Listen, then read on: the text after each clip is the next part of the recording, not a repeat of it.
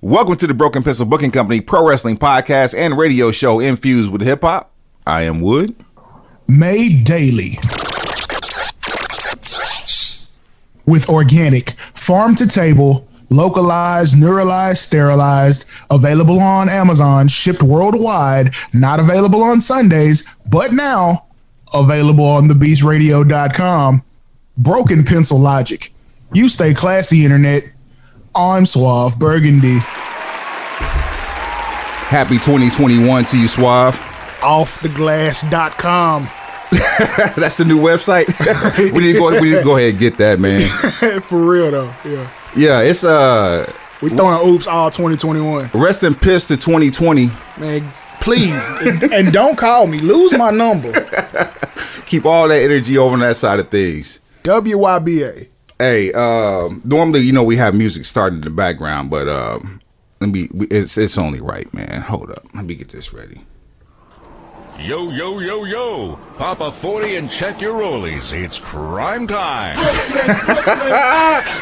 Live in effect today. Yes, sir. On the Broken Pencil Booking Company, pro wrestling podcast and radio and show infused with hip hop, we have Brooklyn Zone, Crime Time Zone, JTG with us. JTG, what up, man? Hey, what's up, guys? Thanks for having me. Man, we appreciate you hopping on with us, man. You don't know this, but you are easily the most important person to this podcast, because usually when we do show prep, with the first thing we do, we crack the mic when we're away from each other, is we say, yo, yo, yo, every time, without fail. Dead serious. It's the first thing that comes out that any of us see each other. Yo, yo, yo. There's no 1 2 1 2. No, what up, dog? None of that. It's yo, yo, yo every time. That's how we mic check. That's the first thing I do when I hit the ring. What I used to do when I used to hit the ring. Yeah. So give me the mic, and sometimes I don't even say it. The crowd says it for me. So sometimes you just got to say less. That part. So what you mean used to hit the ring? Are you done? Is like, cause we haven't seen you in a while, and we got plenty of stuff to talk about. But is it a wrap? Are we about to see you back in the ring again soon? Like, what's the deal? Oh, absolutely not. I'm still in the wrestling game. I'm singles now because of the passing of my tag team partner. So that used to be my old shtick with the Crime Time, the yo. Now that I'm a singles competitor now and I'm up in the ranks, I say less.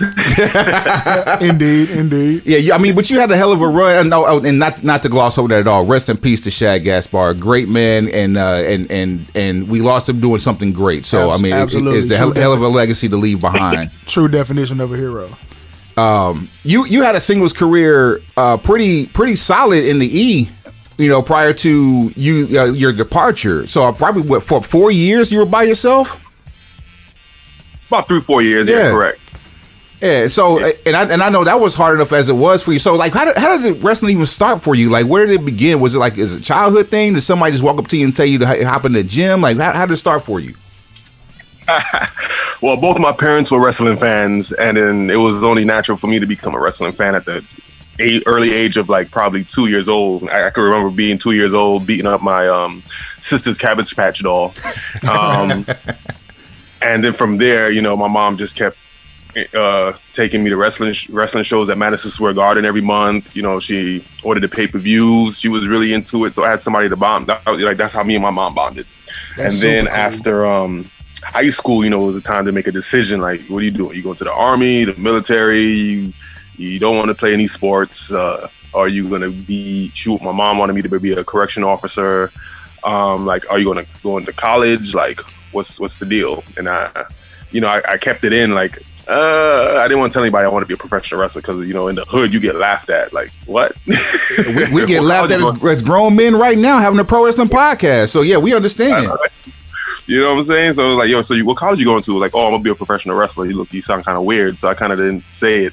And then, I just came out and was like, you know what? Yeah, I'm going to be a professional wrestler. And, some of my friends supported me, and my mom, she was kind of like, you sure you don't want to go to a community college first, get like 2 years and, then pursue? Like, nope, I know what I want. I'm just going to go straight for it. And, I started the first time I got into a professional wrestling ring. started training was on my 18th birthday.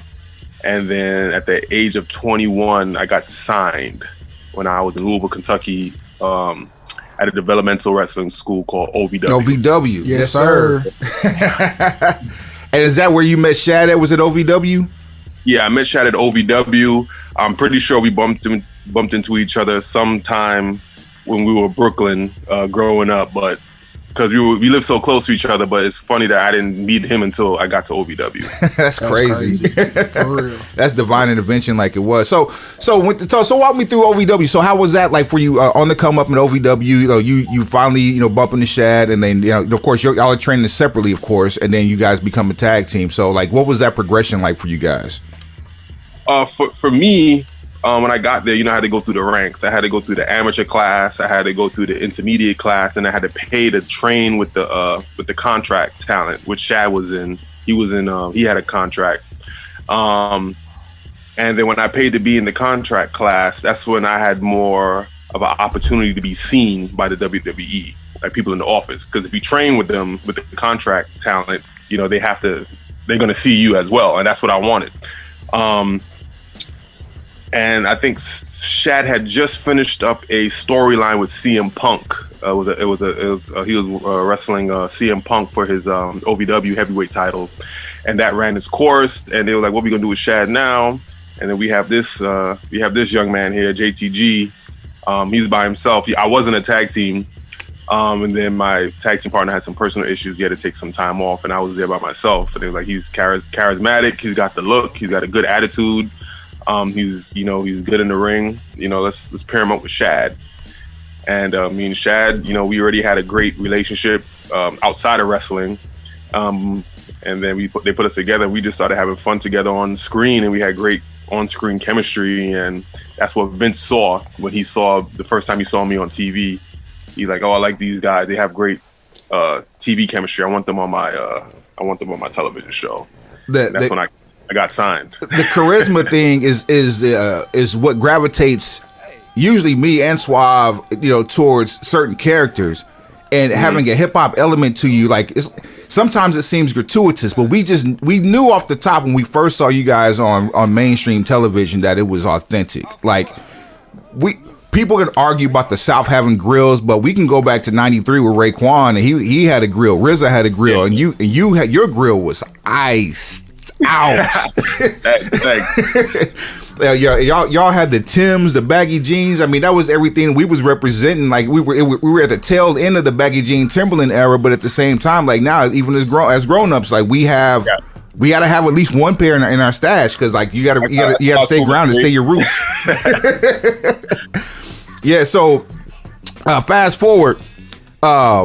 Suave and I were talking about like different angles, because we always we like the fantasy book, all types of the other things, and we caught wind that you guys were involved heavily in this stolen belt angle for Chris Jericho. Is that true for AEW? Oh no, we did that on our own on social media. Okay. Even better. It's organic. Yeah, when the belt went missing, I think the fan had mentioned, did Crime Time take it? That's their way of transitioning into AEW. And I was like, that'll probably be a good idea. The belt is missing, and that is our gimmick. So I just got some photos, and I did some, Photoshop. Used my Photoshop. Okay. Fire. I just played along with it. Yeah. That is really dope. Like, so how would you think, or how would you feel social media might play into a situation where furthering a storyline, like say you're back on national television and you're trying to further a storyline, and we know that a lot of wrestling fans get content from different places. How important can that be, using social media to further a storyline?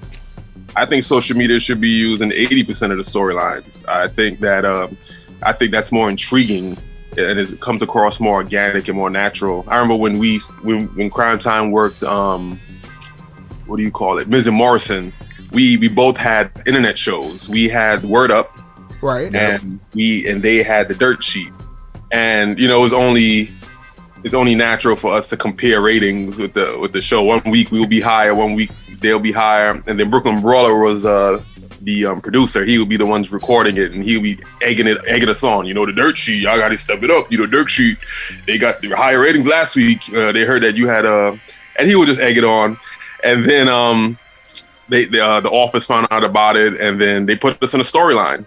It went from the internet show, and then it spilled out into the ring, and we had a great storyline with them. We did rap battles, and they did video music shoots, and it got out of hand, but we had a lot of fun working with them. I see. And it started on the internet. That's really dope. So you say you were signed at 21. How long from the time you got signed until you made your debut on television? It wasn't that long at all. I got signed the summer of 2006. I believe it was June, and Shad and I made our debut in 2006 in October. That's crazy. So dude. I got signed in the summer, and we debuted in the fall. I did not realize you were 21 on TV. Yeah, as of right now, I'm still the youngest African American to be on to be signed and on the Raw roster. That is our Black History Month fun fact. Dead serious. Like, that's crazy. So how is for you and Shad, when you guys were doing it, how was the creative process as far as writers in WWE, as far as working or getting input from Vince? Like, how did you guys handle that, and how did you receive it?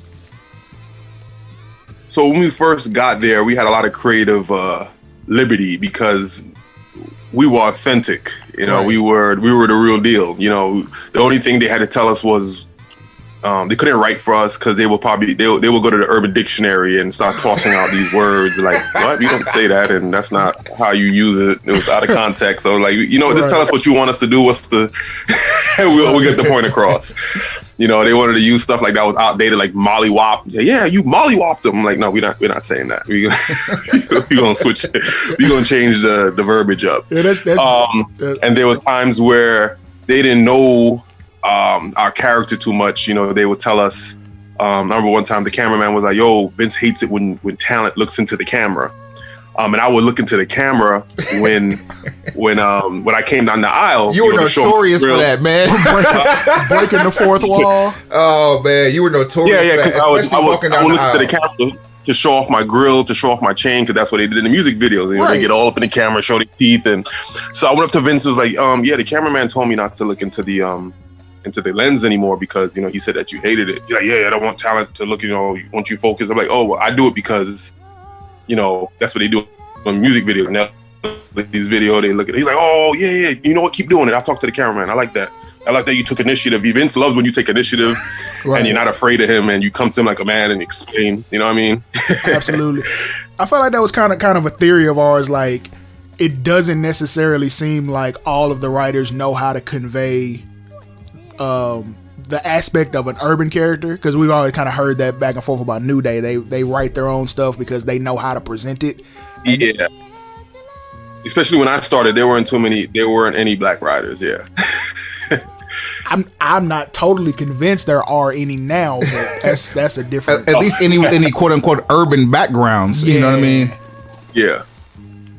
But that's definitely very cool that you were able to implement certain things and the communication with Vince, because like we hear different stories, but it's all tongue in cheek. You don't necessarily know what to believe, how much is true, how much isn't. But you've dealt with him on an absolute face to face basis, so that's really cool to get that insight that if you can give him a reason as to why you're doing it, then it's easier to get it approved. Yeah. So who was your travel buddies with? I know you and Shad always traveled together, but like, did you guys ever pick up any like stray travelers on the road? Oh man, we traveled for a long time. We traveled with Rest in Soul as well. Umaga, yeah, he took us under his wing. We traveled with the world's greatest tag team, and Umaga's manager. Armando Alejandro Estrada. we all chip in and get a big van, and we all take turns driving and go to the same hotel, book everything at the same location. Yeah, it just made life easier. That's super traveling cool. Like that. So, were you the kind of guys that you would ride and tell stories, or did you guys listen to music while driving? Both. Just depends on the trip. We'll do a lot of roasting. There'll be a lot of storytelling. There's some music. There'll be some music playing. Yeah, it was an interesting ride riding with wrestlers. Well, y'all sound like y'all travel like rappers, and I'm totally well versed in that part. So if JTG's driving, what's on the radio? Well, I wouldn't play my playlist because I have a whole wild assortment of music that I don't want nobody to know about. So, oh no, please let us hear that. Backstreet Boys might pop on, and I don't want nobody looking at me sideways. Like, well, what's wrong with Backstreet Boys? You know what I'm saying? I don't. As long as you don't start doing the dances, like we cool with you. I mean, hey, you gotta provide the soundtrack to your mood. So I mean, let us know what's on the playlist. You know what I'm saying? What was it going on back then? I liked a lot of oldies, like my iPod. When I first got my, that's when iPods came out. Was still new on the scene. I had a lot of oldies, like soundtracks from the Karate Kid. Like I'll play Cruel Summer. Like that was like I just like jamming out to old 80s oldies music. Yeah, okay. Sometimes 50s. I didn't want to listen to the music. I could put on the radio and hear that. I wanted to hear stuff from way back. That's a common thing amongst wrestlers. We talked to Stevie Ray a little over a year ago, and he was saying the same thing. Like almost to the point where he took offense to us asking him what's on his playlist or what he's playing. I mean, like it was almost like he felt attacked because we asked him, like, you know, you driving, like what's on the playlist? Like, I mean, you gotta know who I am to know what I listen to. Like we trying to figure that out. Like I ain't gonna pigeonhole you if you listen to Parliament. Okay, cool. But if you got some Metallica on there, then hey, we can party still on. Yeah, y'all on in there too. You know, I like to throw on some little Crazy Train. Yeah, there you go. See. But like nowadays, I listen to YouTube podcasts and YouTube videos. That's what I usually listen to right now. That's what's on my playlist. That's what's up. Yeah, it's funny, like, because I'm one of the owners for the BeastRadio.com, and all we do is play like the hip hop that people never get to hear, but always talk about as missing. So, like, when someone says hip hop is dead, that dead hip hop people are talking about, that's what we provide. So, like, there's no excuse because, like, we're giving people an outlet, and it's like, how can you say it's dead when you're just looking in the wrong places? You know what I'm saying? Yeah. So. And not just saying that to toot the old horn or nothing like that, but people can't say that nothing is available when everything is right there at their fingertips and we're giving it to you. Yeah. You know what I'm saying? So I got a hold of you through a mutual friend of ours. Shouts out to PS the Rebels, my guy Payan. I've been knowing Payan since I've been in Texas, which has been since 2008. And been a minute. Okay. Yeah, the running joke. I used to DJ for them back before they moved out to California. And the running joke with me with them was every time I see them the only dudes that stay the same age and still keep growing. Is every time I see them, they look like they're an inch or two taller. Hold on 1 second. Give me 1 second. Yo, that's low. A low flying plane. That's a helicopter, bro. That's out there. Are we under is it beginning? Are we under siege? I mean, we're 2 hours from Killeen, so that could be anything. And there's a military. There's 2 military installations within this area, within like 20 miles from my house. Well, 50 say get the strap. Get the strap. I know a lot of things supposed to be going down tomorrow because of the inauguration, so it might be a day early. I don't know. Yeah, let's hope not. Look, I'm gonna be in the house all day, just feet kicked up, like, oh, that's what y'all on. Yeah, I gotta be at work, and there's TVs at there. I gotta tell them, do not turn it on any news channel, nor turn on any local channels. We can keep it on ESPN, or we can keep it on HGTV. We can learn how to build a house together and cook some stuff. You don't have to do HGTV because ESPN wasn't even safe the last time. That's a fact. At all. What was I saying before that? You were talking about Payan. Have you seen Payan lately? Man, the last time I ran into Payan was actually in Atlanta back in 2015. I was out there for A3C. Oh, okay. And I mean, like we rap on Facebook all the time, but as far as me actually seeing him face to face, I went out to A3C to support some friends of mine, and then I ran into I was at a workshop and ran into a bunch of cats I know from the Dallas music scene, and Samuel and Payan were both out there. And them dudes, man, I swear they look like a tag team. They both about 6'6", 6'7", about 220 pounds solid. Yeah, he put some size on Pion. He been training with me. Yeah, that's how you came up. He was like, I'm in this book with JTG. I'm like, book with JTG? Like okay, so let's talk about the fitness book. What's happening with this? Oh, that's doing well, man. Because my thing was, every time I get complimented or a lot of men start asking me questions, like about my beard or about my arm, the size of my arms, I have to go and I have to break it down. And like, you know what? I'm gonna make a product for my beard, for my biceps. I'm gonna make a fitness ebook. So I came up with a 6-week program. Same thing I put Pion on, and about different strategies and techniques on how to get the maximum results exercising to get your arms bigger. And when I go to the gym, I always see the guys at the gym. They're doing the same regular curls, the same routine, and then I've been working out for 18 years, so I know what works and what doesn't work.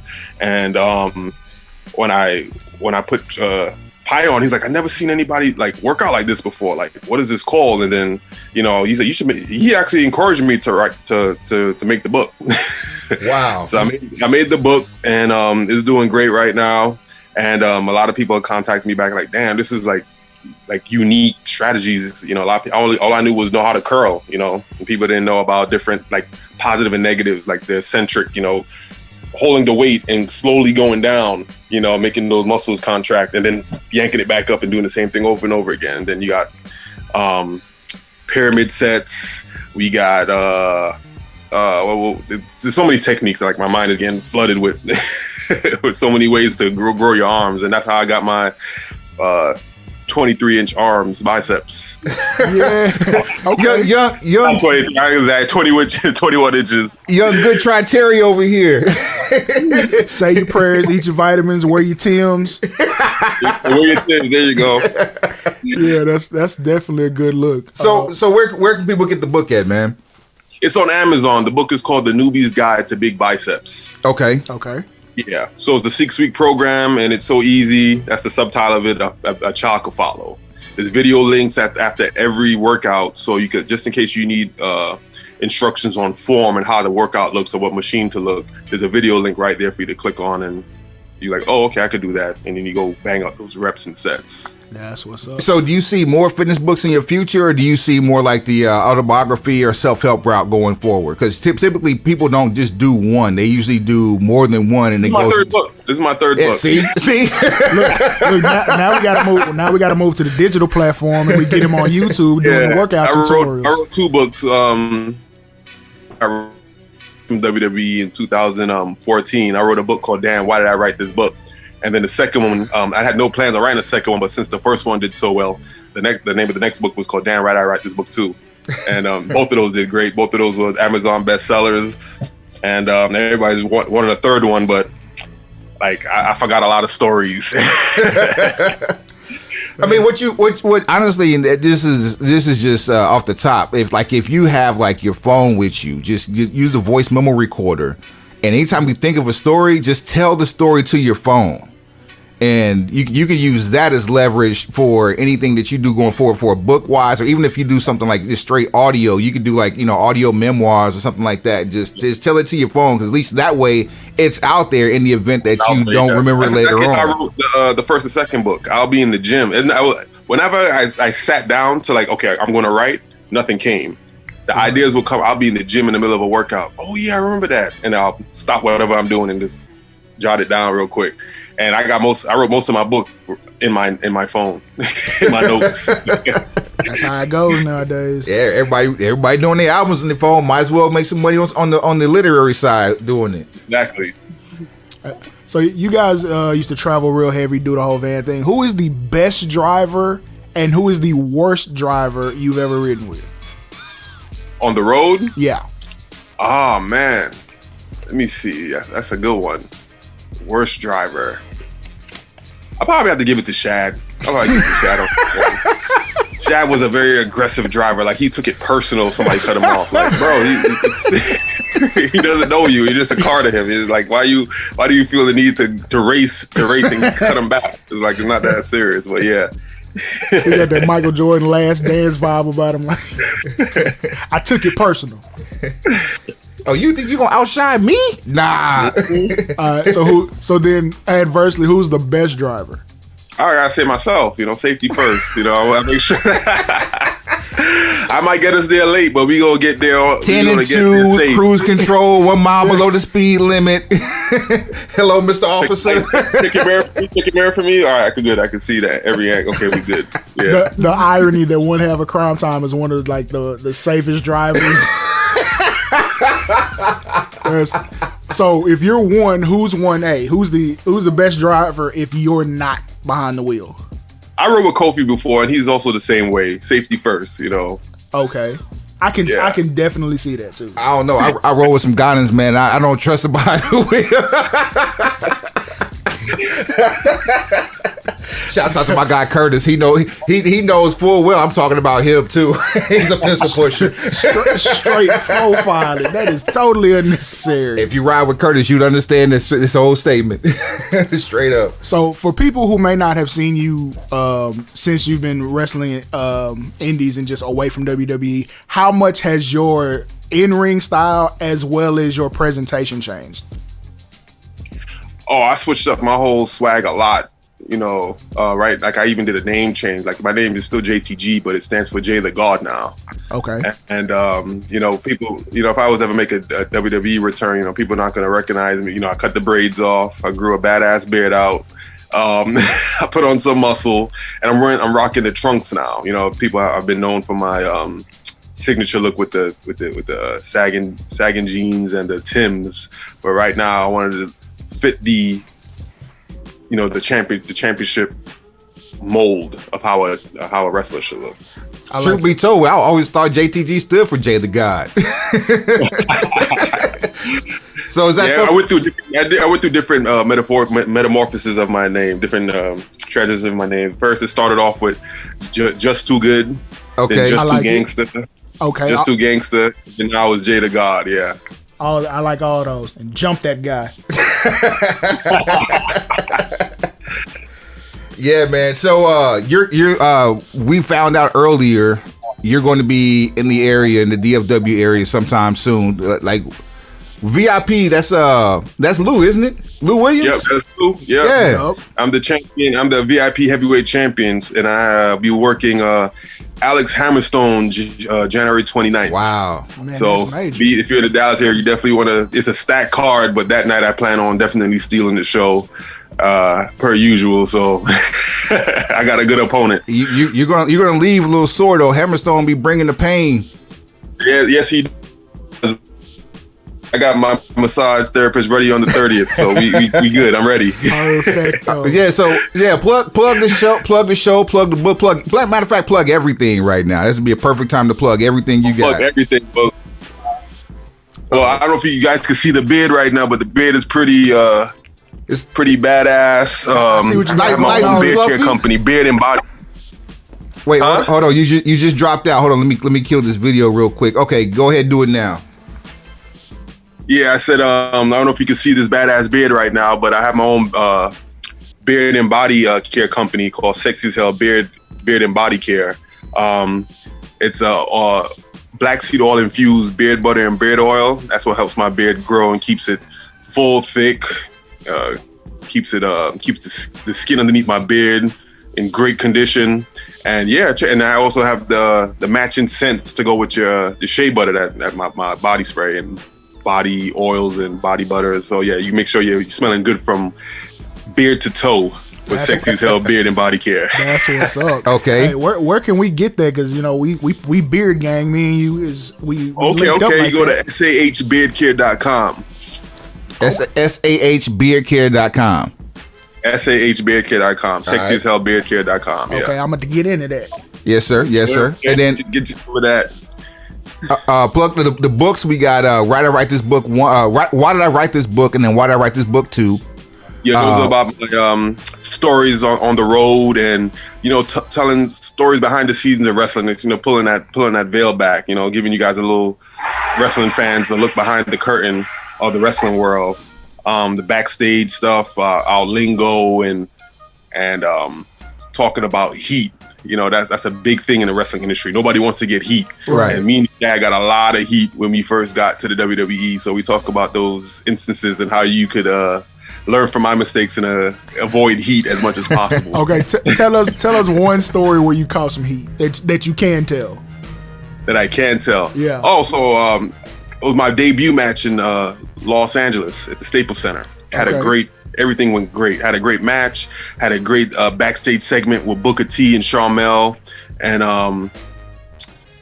everything. I was on cloud nine. He was like, you couldn't plan a perfect debut. You know, I'm in LA.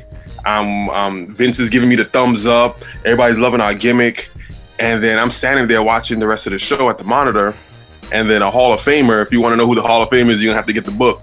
Absolutely. Comes up to me and he starts yelling at me at the top of his lungs, like. Because we had a conversation prior to that saying that I was infringing on his gimmick. You know, he has his own similar hand gesture, and he was accusing me of stealing his hand gesture. Was I doing his hand gesture? Absolutely not. I just think he just saw opportunity. Why do we know who this person is already? Dear Lord. Look, all I ask is that when I order all my books, that you sign them before they get in the mail. Straight up. Yeah.